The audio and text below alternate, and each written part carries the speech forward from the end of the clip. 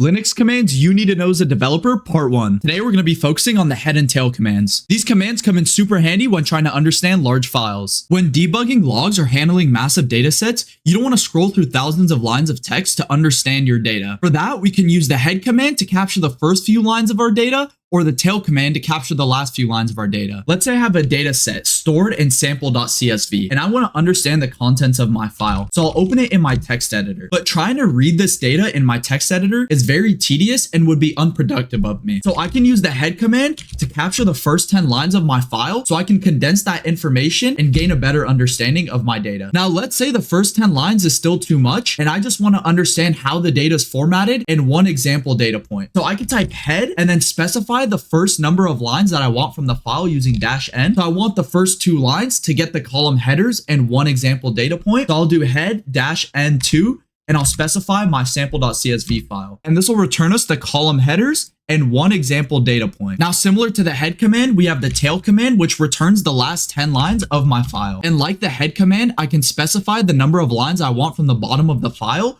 using tail-n. So I want the last line of my file, so I'll do tail-n1 and then the name of my file, and it'll return me the last line of my file. Now say I want all the data points except the first line, which would be the column header. So what I can do is type tail-n and then type +2, meaning capture every single line starting from the second line. And if I specify my file, it's going to return me every line starting from the second line of that file. And then if I do something similar with the head command, I can type head -n-2 and my file name, and that would return me every line up to the second to last line of my file. So one last cool option that we can use with our head and tail command is the -f option, which allows us to track live updates to our file from either the top or bottom of the file. So if I specify tail-f in sample.csv, it's going to track the bottom of my file in real time. So if we open a new terminal and append to the bottom of that file, and we go back to the other file, as you can see, it'll print out the most recent append to our file. So that's it for the head and tail command. Stay tuned for the next video.